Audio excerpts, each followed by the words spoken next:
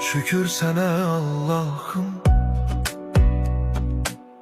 bugünüme sabahıma.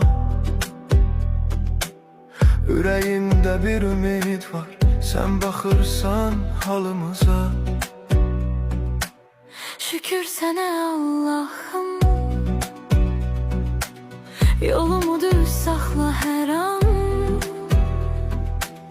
Qəlbim yorulsa da bəzən sen verirsən mənə güman. Bir addım atıram, yenə sınaq çıxır. Dünya bəzən gülür, bəzən də yandırır. Amma mən bilirəm, tək deyiləm heç vaxt. Sənin adın var içimdə, mənə yetər bu haqq. Evime bereket, canıma sehet, kalbime temizlik, dilime mehabbet. Herkes öz payını halal kazansın, Allah'ın nuruyla karanlık dağılsın. Ya Rabbim gence güç ver, yaşlıya sen ver. Qəmli olan yüreklere biraz rahatlık ver.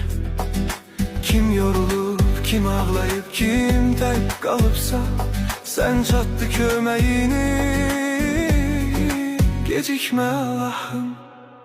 Şükür sana Allah'ım.